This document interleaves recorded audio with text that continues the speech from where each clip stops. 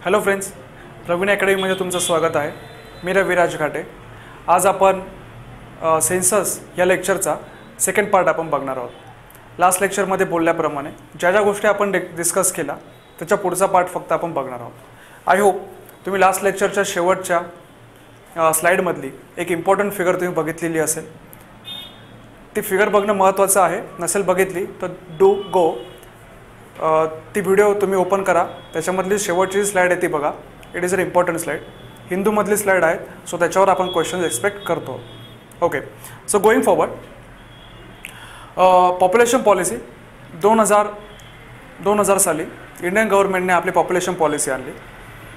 त्या पॉप्युलेशन पॉलिसीमध्ये काही गोष्टी दिलेल्या होत्या. ह्या गोष्टी होत्या त्या आपण एकदा बघून घेऊ. फक्त गर्ल चाइल्ड आपल्याकडे माहिती आहे, चाइल्ड मॅरेजचा खूप इश्यू आहे. सो गर्ल चाइल्ड तिचं मॅरेज आपल्याला 20 वर्ष किंवा त्याच्यानंतर आपल्याला प्रमोट करायचं आहे. देन मॅक्झिमम 2 मुलं, ठीक आहे, 2 मुलांपर्यंत आपल्याला बाळ ठेवायचं आहे. 2 पेक्षा जास्त जाऊ नका. पहिल्या व्हिडिओमध्ये मी याच्याबद्दल बोललो होतो, 2 का पाहिजे आहेत, 3 का नको आहे, 1 का नको आहे, राईट. टोटल फर्टिलिटी रेट याच्याबद्दल बोललो मी लास्ट लेक्चरला. सो हे एक्सप्लेन करायची गरज नाही आहे. नसेल बघितलं तर ते एकदा बघून घ्या. त्यानंतर थर्ड पॉईंटमध्ये पॉप्युलेशन पॉलिसी ऑफ 2000 याच्यामध्ये सांगितलेला 80% इन्स्टिट्यूशनल डिलिव्हरीज. आपल्या इथे भरपूर प्रमाणामध्ये ग्रामीण एरिया आहेत, आदिवासी एरिया आहेत, तिथे हेल्थ फॅसिलिटी जरा कमी आहे. सेकंडरी टर्शरी तर खूप लांबची गोष्ट झाली, पण सेकंडरी हॉस्पिटलसुद्धा तिथे नाही आहेत. इवन प्रायमरी हॉस्पिटलची सुद्धा कमतरता असते. डॉक्टर्स नर्सेस त्यांना तिथे जावं वाटत नाही. मग तिथे ज्या लेडीज असतील, ज्या प्रेग्नंट असतील, त्यांचे जे लेबर असेल ते कमी कसं काय करायचं. त्यासाठी मग तिथे काय असतं आहे, yes, outside the institution deliveries खूप होतात तिथे. मग ही इन्स्टिट्यूशनल डिलिव्हरीची कॅपॅसिटी आपल्याला 80% घेऊन जायची आहे. त्यानंतर मॅटर्नल मोर्टॅलिटी रेट हा आपल्याला 100 आणायचा आहे पर 1 लाख डिलिव्हरीज. आता मॅटर्नल मोर्टॅलिटी रेट म्हणजे काय, कुठलीही स्त्री असेल जेव्हा ती प्रेग्नंट असेल आणि जेव्हा लहान बाळाला जन्म देणार असेल तेव्हा त्या प्रोसेसमध्ये तिच्या जीवाला खूप धोका असतो, राईट. जर हॉस्पिटल केअर, हेल्थ केअर आजूबाजूला जर नसेल तर तो जीवाला असलेला धोका अजून वाढतो आहे. तो धोका कमी करण्यासाठी आपल्याला काय करावं लागेल, जास्तीत जास्त इन्स्टिट्यूशनल और हेल्थ इन्फ्रास्ट्रक्चर त्यांना प्रोव्हाइड करावं लागेल. असं गव्हर्नमेंटचं म्हणणं होतं. आईचा जो मृत्यूदर आहे तो आपल्याला कमी करायचा आहे पर 1 लाख डिलेव्हरीच्या मागे 100 बायकांपर्यंत. याचा अर्थ काय होतो आहे, 1 लाख डिलिव्हरी मागे 100 ज्या लेडीज आहेत त्या मरण पावत आहेत ऑपरेशन थिएटरमध्ये, ठीक आहे. तो आपल्याला 100पर्यंत सध्या आणायचा हा 2000 पॉप्युलेशन पॉलिसीचा टार्गेट आहे. आता ते चेंज झालेलं आहे, ते बघू आपण. MMR मॅटर्नल मोर्टॅलिटी रेट याची डेफिनेशन तुम्हाला विचारू शकतात. याचा अर्थ काय आहे, मॅटर्नल मोर्टॅलिटी रेट म्हणजे किती लेडीज मरण पावत आहेत ॲज कम्पेअर टू 1 लाख डिलेव्हरीजच्या मागे, ठीक आहे. 1 लाख डिलेव्हरीजच्या मागे किती लेडीज मरण पावत आहेत, MMR. सिमिलरली IMR असतो एक, इन्फंट मोर्टॅलिटी रेट. इन्फंटचा अर्थ काय, इन्फंटचा अर्थ 0 ते 6 वर्ष वय ज्यांचं आहे मुलांचं, असे 0 जन्म झाल्यापासून 6 वर्षांपर्यंत किती लहान मुलं मृत्युमुखी पडत आहेत पर 1 लाख लहान मुलं, ठीक आहे. 1 लाख लहान मुलांमागे किती लहान मुले मरण पावत आहेत ज्यांचं वय 6 वर्ष आणि त्याच्या खालती आहेत. Okay, total fertility rate 2.1 by 2010.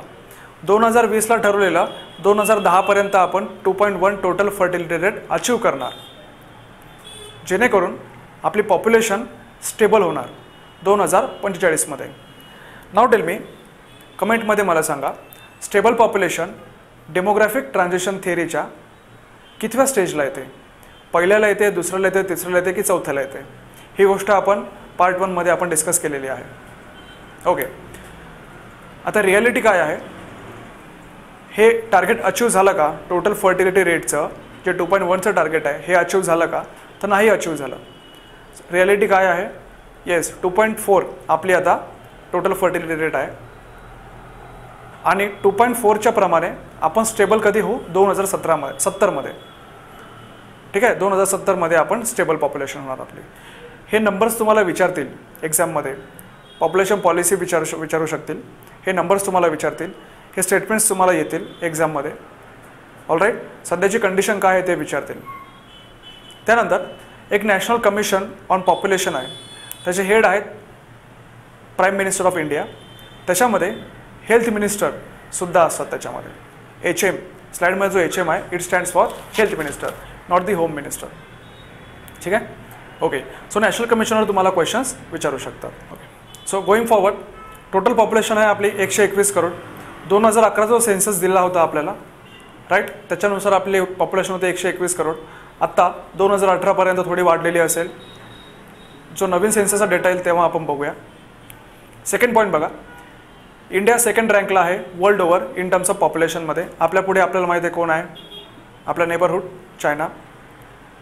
17%, that is 17.64 ही आपली डेकाडल ग्रोथ आहे.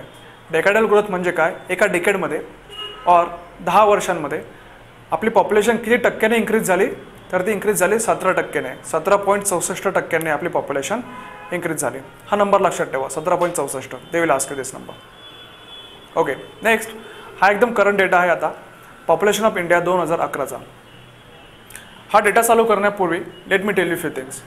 सी, पॉप्युलेशन सेन्सस हा जरी आपण 2011ला घडवून आणतो, पण जो डेटा आहे तो 2011लाच पब्लिश होत नाही, कारण डेटा खूप मोठा असतो. तो डेटा स्टेप बाय स्टेप आपण पब्लिश करतो. फॉर एक्झाम्पल, 2015ला आपण कास्टचा डेटा पब्लिश केला. 2016ला आपण जे वय आहे, एज आहे, एजचं स्ट्रक्चर आहे, तो डेटा पब्लिश केला. ऑलराईट, जरी आपला सेन्सस 2011 हे नाव असेल त्याचा, पण डेटा पब्लिश व्हायला खूप वेळ लागतो. 5 वर्ष लागतात, 6 वर्ष लागतात. ठीक आहे, सो जरी ते पॉप्युलेशन ऑफ इंडिया 2011 असेल, पण हा सगळा डेटा आपल्याला भेटण्यासाठी 2016 यावे लागले होते. हे फक्त लक्षात ठेवा. Let it be with you. So main data जसं आपण बघितलं, टोटल पॉप्युलेशन आहे आपली 121 करोड. त्याच्यामध्ये मेलचं प्रपोर्शन आहे 51.5%, राईट, 51.5%. वुमेनचं पर्सेंटेज -100 करून टाका, 48.5% ऑफ वुमन. रुरल पॉप्युलेशन किती होतं आपलं, रुरल पॉप्युलेशन आहे 68%, राईट. अर्बन पॉप्युलेशन किती येतं आहे, साईडमध्ये थोडा प्रॉब्लेम चुकला इथे, I am really sorry for that. Third पॉईंटमध्ये इट इज अर्बन पॉप्युलेशन. ठीक आहे, थर्ड स्लाईडमध्ये आहे अर्बन पॉप्युलेशन, ते आहे 31%. सो इन एन ॲव्हरेज बघा, रुरल पॉप्युलेशन आपण 70% पकडू शकतो आहे, अर्बन पॉप्युलेशन 30% तुम्ही पकडू शकता. ठीक आहे, त्याच्यानंतर ॲग्रिकल्चरवर जे डिपेंड करताय लोक, ते किती आहेत सध्या, कोर ॲग्रिकल्चरवर जे डिपेंड करते आहेत 17%. हा पॉईंट तुम्ही फॉरगेट केला तरी चालेल, नो वरीज अबाउट दिस. हा पॉईंट नाही विचारणार तुम्हाला कोणीच. Fourth point. त्यानंतर डेन्सिटी किती आहे आपली, डेन्सिटी ऑल ओव्हर इंडिया आपली डेन्सिटी आहे 382. डेन्सिटी म्हणजे काय, 1 किलोमीटर स्क्वेअर, असं जर मी याचा स्क्वेअर घेतला 1 किलोमीटरचा, तो या 1 किलोमीटर स्क्वेअरमध्ये किती लोक राहतात, राईट. ते किती लोक राहतात इंडियामध्ये सध्या ॲव्हरेजली 382. हा नंबर व्हॅरी होतो आहे, हे आपण पुढे बघू, पण सध्या एवढं लक्षात ठेवा, ओव्हरऑल इंडियाची डेन्सिटी आहे 382. ऑलराईट, हा नंबर तसं लक्षात ठेवा. त्याच्यानंतर बिलिंग रेशिओ आहे. बिलिंग रेशिओ म्हणजे काय, it is a sex ratio. ठीक आहे, सध्याचा ओव्हरऑल सेक्स रेशिओ आहे आपला 943. ऑलराईट, आणि 0 to 6 एवढी जी पॉप्युलेशन आहे, ज्यांचं वय 0 to 6 आहे, त्यांचं आहे 918. ठीक आहे, आता हे जे नंबर्स आहेत या फिगरमध्ये, हे जे नंबर दिसत आहेत तुम्हाला, हे तुम्हाला पाठ करावे लागतील, रट्टा मारावे लागतील. देर इज नो वे. महत्त्वाचे कुठले आहेत, एक तर पॉप्युलेशन किती, रुरल पॉप्युलेशन किती आहे, अर्बन पॉप्युलेशन किती आहे, डेन्सिटी किती आहे, त्यानंतर सेक्स रेशो किती आहे, right. Again children sex ratio किती आहेत, हे सगळे नंबर तुम्हाला पाठ करावे लागतील. There is no way. हा फॅक्च्युअल डेटा आहे, फॅक्च्युअल डेटा तुम्हाला रटावाच लागेल. All right, okay. So going forward, total population again 121 crore. जेवढं जास्त वेळ तुम्ही ऐकाल ती गोष्ट, it will be very good for you. Total population 121 crore. I am again telling you. Maximum population बघा कोणामध्ये आहे, मिनिमम पॉप्युलेशन कोणामध्ये आहे. महाराष्ट्रासाठी MPSCसाठी हा डेटा लागेल. महाराष्ट्रामध्ये सगळ्यात जास्त पॉप्युलेशन कुठल्या डिस्ट्रिक्टचे येते ते बघा, सगळ्यात कमी पॉप्युलेशन कुठल्या डिस्ट्रिक्टचे येते आहे ते बघा. सगळं काय आहे, there is no need to explain. काहींना एक्सप्लेन करून हवंच असेल तर आपण बघूया, otherwise you can go forward. Okay, 20 सेकंदांनी पुढे जा तुम्ही. ओके, मॅक्झिमम पॉप्युलेशन आहे उत्तर प्रदेशमध्ये, देन महाराष्ट्रामध्ये, Bihar, West Bengal, Andhra Pradesh. List population बघा, लिस्ट पॉप्युलेशन आहे लक्षद्वीप, दीव दमण, दादर आणि नगर हवेली, अंदमान आणि निकोबार आणि सिक्कीम. याच्यामध्ये लक्षात ठेवण्याची गोष्ट कुठली आहे, लिस्ट पॉप्युलेशनमध्ये सिक्कीम, सिक्कीम हे राज्य आहे. याच्या वरती जे आहे ते सगळे युनियन टेरिटरीज, केंद्रशासित प्रदेश आहेत. ठीक आहे. सो केंद्रशासित प्रदेशमध्ये सगळ्यात कमी पॉप्युलेशन कोणामध्ये आहे, लक्षद्वीपमध्ये. ऑलराईट. आणि स्टेटमध्ये सगळ्यात कमी पॉप्युलेशन कोणामध्ये आहे, सिक्कीममध्ये. मॅक्झिमममध्ये तर काही इश्यूज नाही आहे, सगळे स्टेट्स आहेत, उत्तर प्रदेश, महाराष्ट्र, बिहार, वेस्ट बेंगॉल, आंध्र प्रदेश. त्यानंतर महाराष्ट्राचा डेटा बघा, महाराष्ट्रामध्ये ठाण्यामध्ये सगळ्यात जास्त पॉप्युलेशन आहे, ठाणे. त्याच्यानंतर पुणेमध्ये सर्वात जास्त पॉप्युलेशन आहे, 1 नंबरला आहे ठाणे, त्यानंतर आहे पुणे. मिनिमममध्ये या, राईट, मिनिमममध्ये बघेन या मोस्ट ऑफ डेटामध्ये ना मिनिमम एक तर विदर्भामधला आहे किंवा कोकणमधला आहे. इथे बघा मिनिमममध्ये Sindhudurg, Konkan, Gadchiroli, Vidarbha. Alright. So this was all about the population of India and the Maharashtra. Then going forward, decadal growth. एका डेकेडमध्ये किती पर्सेंटेजने आपली पॉप्युलेशन इन्क्रीज झालेली आहे, 17% आपली पॉप्युलेशन इन्क्रीज झाली. नाव सगळ्यात जास्त इन्क्रीज इन पॉप्युलेशन कुठे बघायला भेटली, सगळ्यात जास्त ती वाढली आहे दादरा अँड नगर हवेलीमध्ये, त्यानंतर दमण अँड दीवमध्ये. सगळ्यात मिनिमम जी इन्क्रीज झाली ती नागालँडमध्ये झाली, केरळमध्ये झाली. महत्त्वाचं काय आहे लक्षात ठेवण्याचं, ऑल ओव्हर इंडिया, ठीक आहे, ऑल ओव्हर इंडिया सगळे स्टेट आणि युनियन टेरिटरीज आपण एकत्र केले तरीही नागालँड एवढा एकच स्टेट आहे ज्याच्यामध्ये निगेटिव्हमध्ये पॉप्युलेशन ग्रोथ आहे. येथे लक्षात, सपोज एखाद्या वर्षी नागालँडची पॉप्युलेशन 100 माणसांनी वाढली होती, पुढच्या वर्षी नागालँडची पॉप्युलेशन 94 माणसांनी वाढली, म्हणजे 6 माणसं कमी झालेत. राईट. सो नागालँडची पॉप्युलेशनचा जो ग्रोथ रेट आहे तो मायनसमध्ये आहे, -0.6%. केरळाचं सगळ्यात कमी आहे 4%. ठीक आहे. महाराष्ट्रामध्ये बघा सगळ्यात जास्त पॉप्युलेशन ग्रोथ अगेन ठाणेमध्ये, पुणेमध्ये बघायला भेटली. आणि सगळ्यात कमी पॉप्युलेशन ग्रोथ आपल्याला मुंबई अर्बनमध्ये. मुंबईचे 2 प्रकार आहेत, मुंबई अर्बन आहे, मुंबई सेमी अर्बन आहेत. कल्याण, ठाणे, भिवंडी हा जो एरिया आहे, वसई विरार, हा सेमी अर्बनमध्ये जातो आहे. दादर, विटी वगैरे हा प्रॉपर याच्यामध्ये येतो आहे मुंबईमध्ये. मुंबई अर्बनमध्ये जागाच नाही आता पॉप्युलेशन ग्रोथ व्हायला, so there will be no population growth over there. So सगळ्यात मिनिमम पॉप्युलेशन ग्रोथ आहे तिथे. त्यानंतर आपण पन्नार, रत्नागिरी, कोकणात गेलो आपण. ठीक आहे. Okay. So it was all about the decadal growth. हे नंबर तुम्हाला लक्षात ठेवावे लागतील. हे नंबर तुम्ही जेवढे जास्त रिपीट कराल, जेवढं जास्त बघाल, जेवढी जास्त व्हिडिओ तुम्ही बघाल, रिपीट कराल, तेवढं जास्त हे तुमच्या जास्त लक्षात राहतील. पॉप्युलेशनवर कुठल्याही एक्झाममध्ये मिनिमम 2 क्वेश्चन्स डेफिनेटली असतात. पॉप्युलेशन म्हणण्यापेक्षा आय विल से सेन्ससवर क्वेश्चन्स असतात. कुठलाही पेपर घ्या, 2 क्वेश्चन तिथे असतात. ओके. नेक्स्ट इज स्लाईडमध्ये दिसत आहे, we are talking about the density. सध्याची डेन्सिटी आहे आपली 382%. इंडियामध्ये बघा सगळ्यात जास्त डेन्सिटी आपल्या दिल्लीमध्ये बघायला भेटते, त्यानंतर चंदीगड, त्यानंतर पॉंडिचेरी. हे सगळे काय आहेत, युनियन टेरिटरीज आहेत. राईट.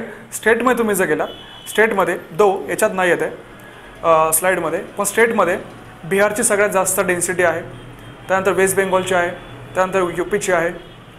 ऑलराईट. आता मिनिमम डेन्सिटीकडे या. मिनिमममध्ये अरुणाचल प्रदेशमध्ये सगळ्यात कमी डेन्सिटीत बघायला भेटते, त्यानंतर अंदमान आणि निकोबार. आता स्टेट आला इथे मिझोरममध्ये. मी पुन्हा स्टेट आणि युनियन टेरिटरी किंवा केंद्रशासित प्रदेश हे का सांगतोय, कारण एक्झाममध्ये they will ask this kind of questions की खालीलपैकी कुठल्या स्टेटचा किंवा युनियन टेरिटरीजचं पॉप्युलेशन डेन्सिटी किंवा पॉप्युलेशन किती आहे वगैरे वगैरे. राईट. सो त्याच्यामध्ये कन्फ्यूज नको व्हायला म्हणून मी तुम्हाला हे पुन्हा सांगतोय. केंद्रशासित प्रदेश आणि स्टेट यांच्यावर वेगवेगळा तुम्ही भर द्या. ओके. मॅक्झिमम दिल्ली, चंदीगड, पॉंडिचेरी, त्यानंतर येणार Bihar, West Bengal, UP, minimum आहे अरुणाचल प्रदेशमध्ये, अंदमान अँड निकोबार, मिझोराम. सो स्टेटमध्ये अंदमान अँड निकोबार याची सगळ्यात कमी आहे पॉप्युलेशन डेन्सिटी. महाराष्ट्रामध्ये it is a very common sense. Mumbai अर्बनमध्ये सगळ्यात जास्त आपला डेन्सिटी दिसेल. स्लाईडमध्ये इथे चुकून मुंबई रुरल झालेलं आहे. It is semi urban. ठीक आहे, ते तुम्ही क्लिअर आउट करून घ्या.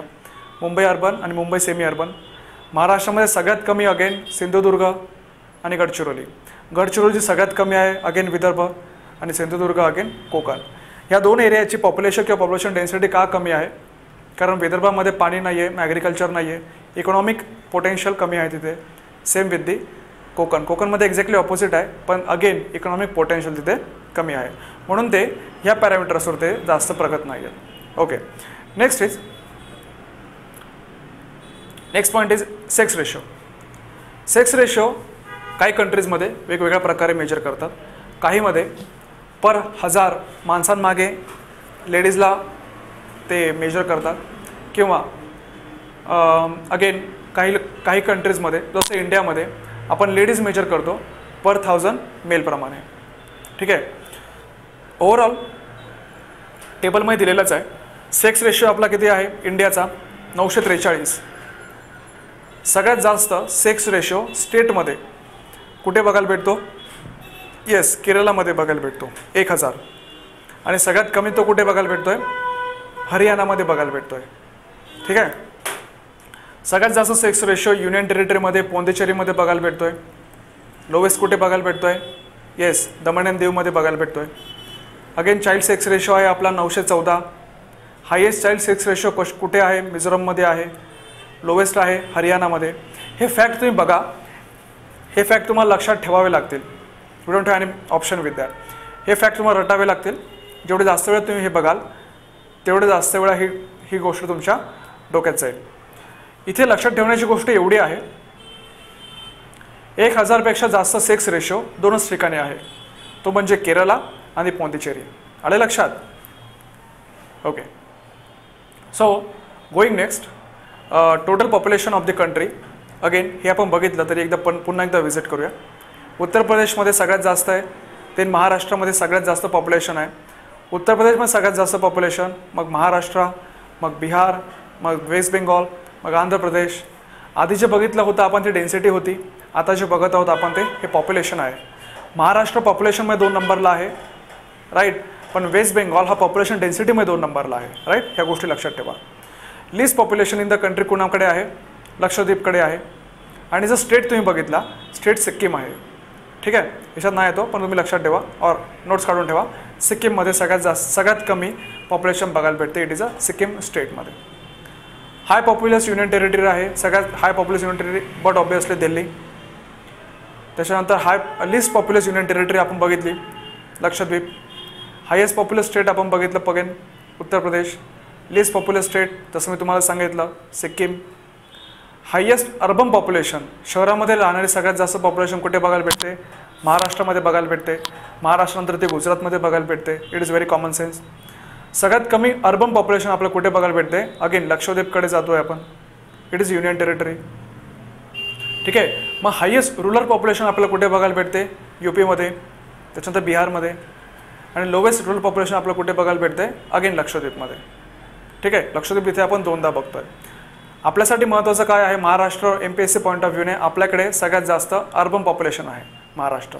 All right, okay. Going forward, literacy rate. आता लिटरसी रेट आपण कशाला बोलतो? डेफिनेशन काय आहे सरकारची लिटरसी रेटची? कुठलाही माणूस तो 7वी पास पाहिजे, पहिली गोष्ट म्हणजे. त्यानंतर त्याला लिहिता वाचता यायला पाहिजे कुठल्याही एका लँग्वेजमध्ये, आणि त्याला ते फक्त समजायला हवं तो जे काही वाचतोय किंवा लिहितोय ते. ही एक बेसिक डेफिनेशन आहे शिकलेल्या माणसाची. सो ऑल ओव्हर इंडिया आपण 100पैकी 74 लोक आपल्या इथे शिकलेले आहेत आपण असं कन्सिडर करतो. त्यानंतर मेल्स 82% माणसं शिकलेले आहेत, मेल्स, राईट. त्यानंतर फिमेल्समध्ये तुम्ही बघा 65% शिकलेले आहेत. सो तुम्ही इन अँड ॲव्हरेज 80 आणि 65 असं लक्षात ठेवलं तरी चालतं आहे. सगळ्यात जास्त लिटरसी रेट इनव्हेरिएबली आपल्याला केरळामध्ये बघायला भेटतोय. सगळ्यात कमी आपल्याला जो लिटरसी रेट आहे तो आपल्याला बिहारमध्ये बघायला भेटतोय. All right. त्यानंतर हायेस्ट जो युनियन टेरिटरीमधला लिटरसी रेट आहे तो आपल्याला दिल्लीमध्ये नाही बघायला भेटत आहे, तो आपल्याला लक्षद्वीपमध्ये बघायला भेटतो आहे. कॉमन सेन्सनुसार आपण दिल्लीमध्ये जाऊ, पोंडिचेरीमध्ये जाऊ, पण नाही, it is in again Lakshadweep. Lakshadweep आपण आधी बघितलं, तिथे सगळ्यात जास्त रुरल पॉप्युलेशनसुद्धा आहे तिथे. All right, okay. देन सगळ्यात कमी लिटरसी रेट युनियन टेरिटरीमध्ये तो कुठे आहे? दादरा अँड नगर हवेलीमध्ये. ठीक आहे. Again I am telling you, these are facts. तुम्ही जेवढा जास्त वेळा तुम्ही ही व्हिडिओ बघाल तेवढं जास्त वेळा तुमच्या त्या रिइन्फोर्स होत जाईल तुमच्या ब्रेनमध्ये. दीज आर फॅक्ट्स, तुम्हाला हे रटावे लागतील. ठीक आहे. नाव जो डेटा आपण बघितला, ज्या 4-5 स्लाइड्स बघितल्या, त्या 4-5 स्लाइड्स तुम्ही एक तर नोट्स काढून ठेवा किंवा जास्तीत जास्त त्या व्हिडिओ थ्रू बघा. जास्तीत जास्त तुमच्या मेंदूमध्ये रिफ्रेश करत राहा आणि रिइन्फोर्स करत राहा. इथून पुढचा डेटा आहे तो कन्सेप्च्युअल डेटा आहे, तो बघू आता आपण. इथेनिक कंपोजिशन जे आपल्या सेन्सस 2011च्या डॉक्युमेंटमध्ये दिलेलं आहे ते असं दिलेलं आहे. सी, भारतामध्ये सगळ्यात पहिले निग्रोज आलेत. ठीक आहे, निग्रोज लोक आलेत सगळ्यात पहिले भारतामध्ये. त्याच्यानंतर आलेत प्रोटो ऑस्ट्रेलॉइड्स. त्याच्यामध्ये कोण कोण आहेत? जे भिल्ल आहेत, मुंडाज जे आहेत, राईट, ते 2 नंबरला आलेत भारतामध्ये. त्यानंतर आलेत मंगोलॉइड्स लोक म्हणजे कोणकोणते? येस, जे नॉर्थ ईस्टमध्ये आपल्याला बघायला वाटतं. त्यांची फेसिंग वेगळी आहे बघा, त्यांचा चेहरा वेगळा असतो. Those are mongoloids. ते 3 नंबरला आलेत भारतामध्ये.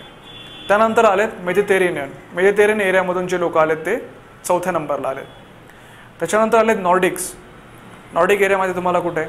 नॉर्वे, स्वीडन, फिनलंड, डेन्मार्क ह्या एरियामधून जे नॉर्डिक लोक आलेत 2nd BC मध्ये, राईट, 2nd BC मध्ये लोक आलेत. त्यांना आपण वैदिक आर्यनसुद्धा बोलतो. त्यांनी वैदिक संस्कृती चालू केली. ते 2nd BC मध्ये आलेत नॉर्डिक लोक. त्याच्यानंतर आलेत अंदमानीज.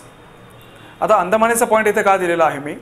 बिकॉज जेव्हा तुम्हाला विचारतील अंदमानीज आणि निकोबारीज या दोघांमधला फरक काय आहे, तेव्हा तुम्ही ह्या गोष्टी तुम्ही सांगू शकाल की अंदमानीजमध्ये आपल्याला निग्रोज बघायला भेटतात, नेग्रिटोज, राईट. अंदमानीजमध्ये नेग्रोज बघायला भेटतात, ज्यांना आपण नेग्रिटोज म्हणतात. इथे नावं दिलेले आहेत त्यांच्या ट्राईब्सचे. तुम्हाला ट्राईब्सचे नावं मॅच करायला लावलेत तर त्याच्यासाठी याचा उपयोग होईल. कोणकोणते आहेत ते? ग्रेट अंदमानीज, ओंगे, जराबा, देन सेंटेलिज, राईट. ह्या गोष्टी तुम्हाला तिथे बघायला भेटतील. ह्या ट्राईब्स आपल्याला अंदमानमध्ये बघायला भेटतात. ओंगे ही महत्त्वाचे आहेत, जराबा महत्त्वाचे आहेत आणि सेंटेनेलिज महत्त्वाचे आहेत. ग्रेट अंदमानीजचं नावातच आहे ते अंदमानमध्ये असेल. लक्षात ठेवा ते निग्रोज आहेत. All right. लास्ट पॉईंट निकोबारमध्ये कुठल्या ट्राईब्स बघायला भेटतात आपल्याला? पहिला पॉईंट तर आहेत निकोबारीज, शॉम्पेन्स. ही ट्राईब लक्षात ठेवा. शॉम्पेन्स कुठली आहे? ठीक आहे, ती निकोबारमध्ये आहे. आणि तिथे आपल्याला मंगोलॉइड्स बघायला भेटतात. ठीक आहे. नॉर्थ ईस्टमधून आपण अंदमान स्किप करायचा आणि मग आपण इकडे यायचं आहे निकोबारमध्ये. तिथे आपल्याला मंगोलॉइड्स बघायला भेटतात. All right. So this was all about the ethnic composition. Going next, article 341 आणि आर्टिकल 342 इंडियन इयरबुकमध्ये यांचा उल्लेख केलेला आहे. म्हणून मी हे ह्या सिरीजमध्ये मी घेतलं आहे. कारण हे घेणं का महत्त्वाचं होतं? कारण याच्यानंतर जी स्लाईड आहे ती याच्यावर डिपेंड करते. आर्टिकल 341 कशाबद्दल बोलतोय? SC, येस, शेड्यूल कास्टबद्दल. आणि आर्टिकल 342 कशाबद्दल बोलत आहे? तो तिसरा पॉईंट आहे, शेड्यूल ट्राईबबद्दल. आता 341 मध्ये काय आहे? It gives definition of the schedule caste. 342 हा काय करतो? Definition of the schedule tribe. Remember, schedule caste ही ऑल ओव्हर इंडिया आहे आणि ती कॉन्स्टंट असते. पण शेड्यूल ट्राईबचं तसं नाही आहे. महाराष्ट्रामध्ये जी एखादी कास्ट शेड्यूल ट्राईब असेल ती उत्तर प्रदेशमध्ये पण असेल असं नाही आहे. प्रत्येक स्टेटनुसार शेड्यूल ट्राईब वेगवेगळ्या आहेत. ऑल ओव्हर महाराष्ट्र एकच शेड्यूल ट्राईबचा डॉक्युमेंट नाही आहेत. 29 राज्य असतील तर 29 आपल्याकडे शेड्यूल ट्राईबचे डॉक्युमेंटेशन असेल. ठीक आहे. All right. सो 341 कशाबद्दल डिफाईन करत आहे? SC बद्दल. 342 ST बद्दल. आता 2nd आणि 4th पॉईंट हा महत्त्वाचा आहे एक्झाम पॉईंट ऑफ व्ह्यूने आपल्याला. कारण अरुणाचल प्रदेशमध्ये, ठीक आहे, अंदमान आणि निकोबारमध्ये आणि लक्षद्वीपमध्ये आणि दादरा आणि नगर हवेलीमध्ये इथे आपल्याला काय बघायला भेटत नाही? SC पॉप्युलेशन नाही आहे. अंदमान आणि निकोबार, अरुणाचल प्रदेश, त्यानंतर अंदमान आणि निकोबार, त्यानंतर लक्षद्वीप आणि त्यानंतर दादरा आणि नगर हवेली, हे असे 4. ठीक आहे. ह्या 4मध्ये आपल्याला काय बघायला भेटते आहे? No SC population. आता S T population schedule tribe कुठे कुठे नाही आहेत. शेड्यूल ट्राईब बघा हरियाणात नाही आहेत, हरियाणात नाही, पंजाबमध्ये नाही येणार ते, त्यानंतर चंदीगडमध्ये नाही येणार, दिल्लीमध्ये नाही येणार आणि पोंडिचेरीमध्ये नाही येणार. तुम्हाला लक्षात आलं आहे पोंडिचेरी हा एक पॉईंट आहे आणि हे 4 इकडचे मग हरियाणा, पंजाब, दिल्ली, चंदीगड इथे एस टी पॉप्युलेशन नाही आहे. एक्झाममध्ये तुम्हाला ह्या स्टेटमेंट्सवर क्वेश्चन्स विचारतील की भारतामध्ये कुठे एस टी पॉप्युलेशन नाही आहे, कुठे एस सी पॉप्युलेशन नाही आहे. Again repeating, S C population कुठे कुठे नाही आहेत. Arunachal Pradesh, Andaman and Nicobar, Lakshadweep, Dadra and Nagar Haveli. S T कुठे कुठे नाही आहेत. पोंडिचेरी घेऊन टाका, तिकडचे 4 पॉईंट घेऊन टाका. कोणकोणते आहेत. पंजाब, हरियाणा, दिल्ली आणि Chandigarh. All right. So this was all about the S T population कुठे कुठे नाही आहेत. देन चौथा 4 काही इम्पॉर्टंट लँग्वेज ग्रुप दिलेले आहेत इंडिया इयरबुकमध्ये, इंडिया इयरबुकमध्ये जी आता लेटेस्ट पब्लिश झाली होती 2018ची. 4 इम्पॉर्टंट लँग्वेज ग्रुप कोणकोणते आहेत. इंडो आर्यन एक लँग्वेज ग्रुप आहे. त्याच्यामध्ये हिंदी, मराठी आणि हिंदीच्या आसपास ज्या आहेत भोजपुरी वगैरे, राईट, त्या सगळ्या आपण इंडो आर्यनमध्ये टाकतो. त्यानंतर द्रविडमध्ये आहेत तेलुगू आणि तेलुगूमधून बाकीचे मग तमिळ, कन्नड हे असे पुन्हा जनरेट झाले. पण द्रविडमध्ये स्पेसिफिकली जी मेन होती महत्त्वाची सगळ्यात पहिली ती होती तेलुगू. त्यानंतर आपण येतं ऑस्ट्रिकमध्ये काय तुम्ही बघा, आपण जे ऑस्ट्रेलियड्स बघितले, ऑस्ट्रेलियड्समध्ये आपण कोण कोण बघितलेत. भिल बघितलं, मुंडाच बघितले, ते कोण होते. ट्राईब्स होते. सो ट्रायबल ज्या लँग्वेज असतील, ट्रायबल लँग्वेज आपण ऑस्ट्रिकमध्ये टाकणार आहोत. ऑल राईट. मग ऑस्ट्रिकमध्ये बघा कोणकोणते आहेत. निषदा, मुंडा आणि थोडक्यात ट्रायबलचे जे लँग्वेज असते आपण ऑस्ट्रिकमध्ये टाकतो. सगळ्यात शेवटचा पार्ट आहे सायनो तिबेटियन. सायनो तिबेटियनमध्ये तुम्हाला काय बघायला भेटतं आहे किंवा सायनो तिबेटियनलाच आपण किराता ही सुद्धा लँग्वेजसुद्धा आपण असं म्हणतो.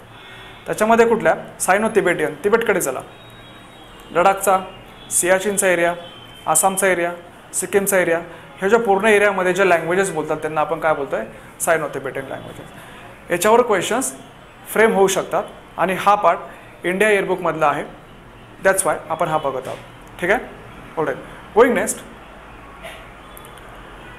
दिस is the last slide of this census lecture. सो आपण एकदा हे बघून घेऊ, त्यानंतर ज्या काय आहेत त्या गोष्टी बोलू आपण. फिगर हिंदूमधून घेतलेली आहे. हिंदूमधून घेतली म्हणून ते इनव्हेरिएबली इम्पॉर्टंट होऊन जाते आपल्या एक्झाम पॉईंट ऑफ व्ह्यूने. पॉझिटिव्ह ट्रेंड्स दिलेले आहेत त्याच्यामध्ये. ऑलराईट. त्याच्यामध्ये बघा पहिलं जे स्टेटमेंट काय दिलेलं आहे याच्यामध्ये की growing integration of the economy and higher school enrolments contributing to the median age for the marriage. Alright. त्याच्यामध्ये त्यांनी काय सांगितलं आहे, ही फिगर बघा, हे फोटो दिला इथे लग्नाचा, मॅरेजबद्दल बोलत आहेत ते. त्या मॅरेजबद्दल त्यांनी काय सांगितलं आहे, median age of marriage is increasing.